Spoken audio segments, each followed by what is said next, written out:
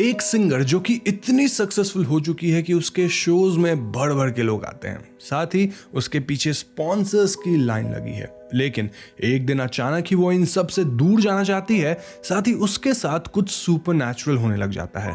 तो आखिर क्या हो सकती है इसकी वजह? क्या उसके पीछे किसी बुरी आत्मा का साया है या ये सब सिर्फ एक वहम है?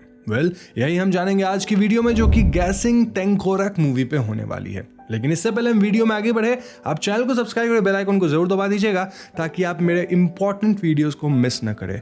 साथ ही आगे बढ़ने से पहले हम चैनल के स्पॉन्सर के बारे में भी बात कर लेते हैं, विच इज हनीगेन।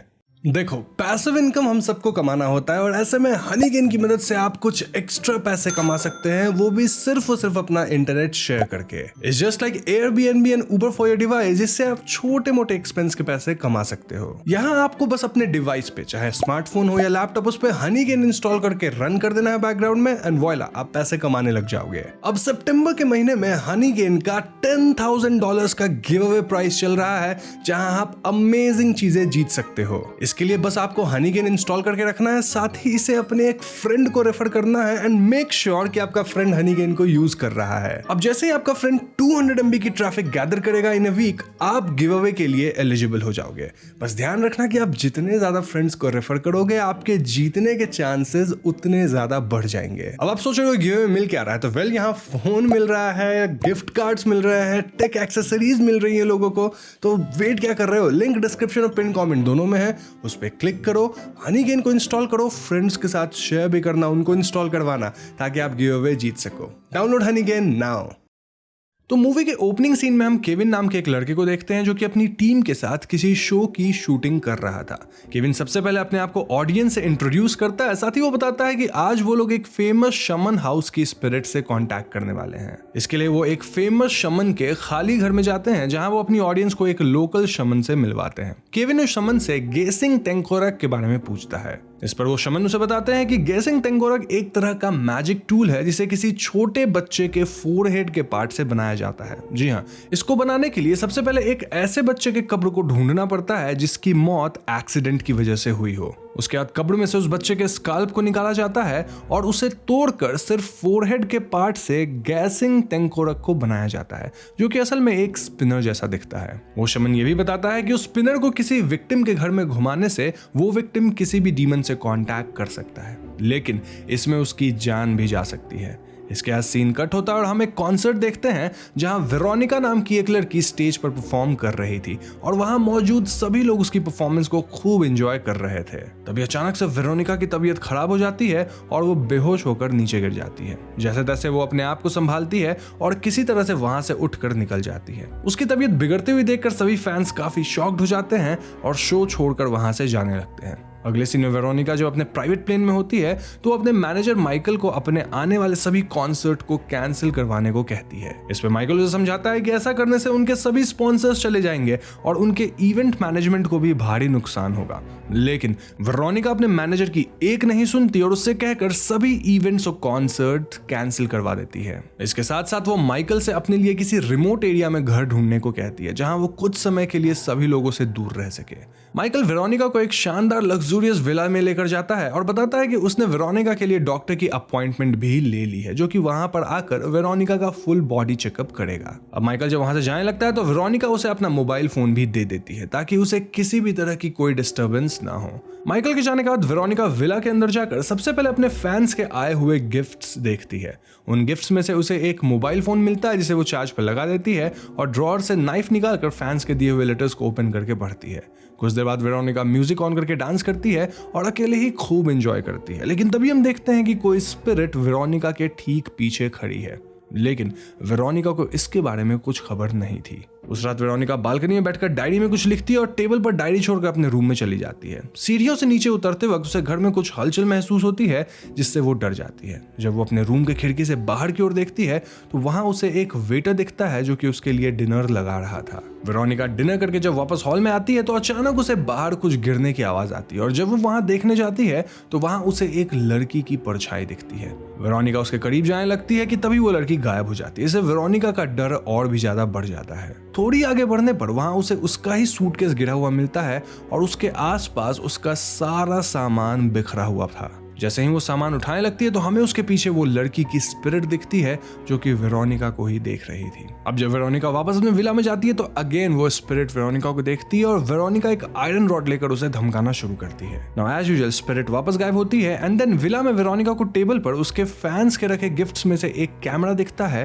जिसे लेकर वो अपने बेडरूम में चली जाती है और खुद की वीडियो रिकॉर्ड करने लगती है। उस रिकॉर्डिंग में वेरोनिका बताती है कि अब उसे सिंगिंग में कोई इंटरेस्ट नहीं है क्योंकि अब सभी लोगों का ध्यान उसके स्पॉन्सर पर है और उसके कमाए हुए पैसों पर ही है और ये चीज उसे बिल्कुल पसंद नहीं है। इतना कहकर वो कैमरा ऑन छोड़कर ही वहां चली जाती है और तभी हम कैमरा में लाइट्स को ब्लिंक होता हुआ देखते हैं और उसी वक्त कैमरा के सामने से हम उस लड़की की स्पिरिट को जाता हुआ देखते हैं। खैर अगले सीन में वेरोनिका जब सो रही थी तो उसे काफी अजीब सपना आता है, जिस सपने में वो पूल में डूब रही थी एंड देन सडनली उसकी आंख खुलती है। इसके बाद जैसे तैसे सोती है एंड देन सुबह जब वो उठती है तो वो देखती है कि किसी ने उसके फैंस के दिए हुए गिफ्ट्स को बहुत ही अजीब तरीके से फैला कर रखा हुआ था, जो कि उसे बिल्कुल पसंद नहीं आता। इसके बाद वो गार्डन में जाती है जहां उसे कुछ फुटस्टेप्स दिखते हैं, जिनको फॉलो करती हुई वो एक पेड़ के पास पहुंचती है और वहां उसे कुछ पत्तों से बना एक पार्सल दिखता है। पार्सल को खोलने पर उसमें बर्ड्स के फूटे हुए अंडे मिलते हैं, जिन्हें देखकर वो वहां से डर कर भाग जाती है और तभी हम उसके पीछे वही लड़की की स्पिरिट देखते हैं जो कि शायद ये सब कर रही थी। वेरोनिका वहां के मैनेजर से कंप्लेन करती है, जिसके बाद वो साइकिलिंग करने बाहर जाती है और यहाँ भी वो लड़की उसके पीछे ही पड़ी हुई थी। वेरोनिका जैसे तैसे इस लड़की से बचकर वहां से भागती है एंड देन अपने विला वापस आती है। विला में जाने के बाद उसे पता लगता है कि उसके पेड़ के पास से वो पार्सल गायब है, जिसे देखकर वो शॉक्ड हो जाती है। वो वापस बालकनी में जाकर अपनी डायरी में कुछ लिखती है और अपने फोन में एक 3D गेम खेलने लगती है। इसी दौरान अचानक से कोई उसका गला दबाने लगता है, जिससे डरकर वो गेम बंद कर देती है एंड देन वो बेडरूम से बाहर गार्डन की ओर भागती है, जहां उसे वापस वही लड़की खड़ी हुई दिखती है। वेरोनिका हिम्मत करके फिर से एक आयरन रॉड लेकर उस लड़की को देखने के लिए जाती है, लेकिन वहां वो लड़की नहीं थी। तभी पीछे से वो लड़की आती है और वेरोनिका को धक्का देकर गिरा देती है। वेरोनिका अगेन वहां से भागकर वापस अपने विला में जाती है और खुद को अंदर से लॉक कर लेती है। इसके बाद वो सबसे पहले एक मेलिसा नाम की लड़की को कॉल करती है, जहां मेलिसा उसे कहती है कि तुम्हें इस तरह विला में अकेले नहीं रहना चाहिए था, क्योंकि वहां कई तरह की सुपरनैचुरल पावर्स और स्पिरिट्स रहती हैं। नाउ इन बातों के दौरान ही वो लड़की गेट के बाहर आ जाती है और वेरोनिका को देखकर वही मैजिकल स्पिनर को घुमाने लगती है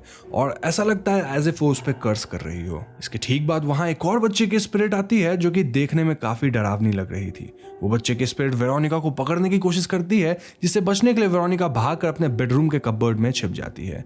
वो फिर से मेलिसा को कॉल करती है और उसे अपने सिचुएशन के बारे में बताती है। मेलिसा उसे गैसिंग टैंकोरक के बारे में बताती है। वो स्पिनर किसी को कर्स करने के लिए इस्तेमाल किया जाता है और उसी स्पिनर ने मेलिसा के फादर की जान ली थी। तभी अचानक से उस बच्चे की स्पिरिट वेरोनिका के बेडरूम तक आ जाती है, लेकिन जैसे ही स्पिनर घूमना बंद करता है तो वो स्पिरिट अपने आप ही गायब हो जाती है। इसके बाद वेरोनिका कपबोर्ड से निकलकर बाहर आती है और वो देखती है कि टेलीफोन पर एक कॉल आ रहा था। ये कॉल उसके मैनेजर माइकल का था, जो कि उसे कल की डॉक्टर अपॉइंटमेंट के बारे में बताता है। वेरोनिका बिना मैनेजर को कुछ बताए कॉल को कट कर देती है और इसके बाद वो टाइम स्पेंड करने के लिए अपने फैंस के लेटर को पढ़ने लगती है। इसमें से एक लेटर में किसी फैन ने वेरोनिका को काफी सेल्फिश कहा था और उस लेटर में यह भी लिखा था कि वेरोनिका को मर जाना चाहिए। इसे पढ़कर उसे बहुत बुरा लगता है और वो सोने चले जाते हैं, लेकिन सोते समय उसे फिर से बुरे सपने आते हैं, जिसमें अगेन वो पूल में डूब रही थी। ना अगली सुबह जब वो उठती है तो अपने आप को सचमुच पूल के किनारे लेटा हुआ पाती है। कुछ देर बाद उसे मिस्टर फिकी लेने आते हैं, जो कि उसके ड्राइवर थे। वो वेरोनिका को अपना फोन देकर माइकल से बात करने के लिए कहते हैं और वेरोनिका ब्रेकफास्ट करते करते माइकल से बात करती है। माइकल कहता है कि उसे अपने लिए कोई बॉयफ्रेंड ढूंढना चाहिए ताकि वो रिलैक्स फील कर सके, लेकिन ये बात वेरोनिका को अच्छी नहीं लगती। तो इसके बाद अगले दिन माइकल और वेरोनिका हॉस्पिटल में मिलते हैं, जहां वेरोनिका के कई सारे टेस्ट किए जाते हैं, जबकि उसको कोई बीमारी थी भी नहीं। हॉस्पिटल से निकलने के बाद वेरोनिका माइकल को रात के बारे में सब कुछ बताती है, जिसपे माइकल विला के मैनेजर को सीसीटीवी कैमरा की रिकॉर्डिंग अरेंज करने के लिए कहता है। वेरोनिका वापस से विला में जाती है और फिर से मेलिसा से बात करने लगती है कि अचानक से उसे किसी के अंदर आने की आवाज आती है। जब वो डोर पे चेक करने जाती है तो वहां वापस से उस लड़की की स्पिरिट दिखती है, जो कि उसका डोर जोर जोर से नॉक कर रही थी। इस बार वेरोनिका खुद उसके लिए डोर ओपन करती है, जिससे वो लड़की अंदर आकर टेबल पे वो स्पिनर को घुमाने लगती है। वेरोनिका उसे देखकर डर जाती है और उसके पास जाकर उससे उसके बारे में पूछती है कि वो कौन है, जिसपे वो लड़की टेबल पे चाकू से अपना नाम तानिया लिखती है। वेरोनिका उसके लिए किचन से पानी लेकर आती है और वो नोटिस करती है कि तानिया किसी भी सीसीटीवी कैमरा में दिख नहीं रही थी, जबकि वो उसके ठीक सामने ही खड़ी थी। वेरोनिका टेबल पर उसके लिए पानी रखती है और वो स्पिरिट वेरोनिका पे चढ़कर उसका गला दबाने लगती है और अचानक से गायब भी हो जाती है। वेरोनिका डर कर ऊपर की ओर भागती है, लेकिन वो स्पिरिट वहां भी आ जाती है एंड देन गैसिंग टैंक टेंकोरक स्पिनर को वापस से घुमाने लगती है और उस बच्चे के स्पिरिट को वापस बुला लेती है। इससे डरकर वेरोनिका बालकोनी से कूदकर पूल में गिरती है और तभी स्पिनर भी रुक जाता है। कुछ देर बाद हम देखते हैं कि वेरोनिका पूल से बाहर आती है और खुद को कैमरा में रिकॉर्ड करने लगती है। रिकॉर्डिंग करते समय अचानक उसके पीछे रखी टेबल पर से लैंप जमीन पर गिर जाता है, जिससे वो रिकॉर्डिंग बंद कर देती है और बंद करते वक्त हम उसके पीछे वापस से तानिया को नोटिस करते हैं। रात को जब वेरोनिका सोने जाती है तो कोई उसे बेड पर से धक्का देकर उसे नीचे गिराता है और जैसे ही वो उठकर देखती है तो वहां उसे तानिया दिखती है, जो कि उस समय बहुत ही डरावनी दिख रही थी। वेरोनिका डरकर जोर जोर से चिल्लाने लगती है और यहीं पे सीन कट होता है ना। अब जब वेरोनिका उठती है तो उसको अपने बेड के पास वही गैसिंग टेंकोरक दिखता है। वो उसे तोड़ने की कोशिश करती है, लेकिन तभी एज एन ऑडियंस हमें पता चलता है कि वहां कुछ भी नहीं था और ये जो कुछ भी हो रहा था वो वेरोनिका का वहम था। जी हाँ दोस्तों, जब वो सीढ़ियों से नीचे की ओर जाती है तो वहां तानिया उसका पैर पकड़ लेती है, जिससे वो सीढ़ियों से नीचे गिर जाती है। अब जैसे ही उसे होश आता है तो वो अपने रूम में जाकर माइकल को कॉल करने लगती है कि तभी वो देखती है कि उसके फोन में कोई सिम कार्ड था ही नहीं, जिससे वो और भी ज्यादा परेशान हो जाती है। इसके बाद वो भागती हुई लैंडलाइन के पास जाती है और माइकल को कॉल करके उसे ये सब बताती है और उसे यहाँ आने के लिए कहती है। लेकिन इससे पहले कि माइकल पूरी बात जान पाता, कॉल ऑटोमेटिक कट हो जाता है। दूसरी तरफ तानिया वेरोनिका को दोबारा से डराने लगती है और इस बार वो उसको बालकनी से नीचे गिरा देती है, लेकिन वेरोनिका जैसे तैसे बचकर वापस से विला में जाती है। वहां उसे उस बच्चे की स्पिरिट दिखाई देती है जो कि गैसिंग टेंकोरक को स्पिन करता हुआ दिखाई देता है। तभी अचानक वेरोनिका पर ऊपर से झूमर गिरता है, जिससे बचने के लिए वो खिड़की के कांच को तोड़कर बाहर कूद जाती है, लेकिन तानिया उसका पीछा नहीं छोड़ती और उसे अपने साथ पूल में लेकर कूद जाती है। तानिया पूल में उसका गला दबाने लगती है और वहीं दूसरी तरफ हम माइकल को देखते हैं, जिसको वेरोनिका के डॉक्टर का कॉल आता है। डॉक्टर बताते हैं कि वेरोनिका के टेस्ट से उन्हें पता चला है कि वेरोनिका को MPD है, यानी कि मल्टीपल पर्सनैलिटी डिसऑर्डर। साथ ही डॉक्टर ये भी बताते हैं कि वेरोनिका की मल्टीपल पर्सनैलिटी में से एक पर्सनैलिटी तानिया भी है, जिससे माइकल को याद आता है कि जब वो पहली बार वेरोनिका से मिला था तो उसका असली नाम तानिया ही था, लेकिन स्टेज नेम रखने के लिए उसने अपना नाम तानिया से वेरोनिका रख लिया था।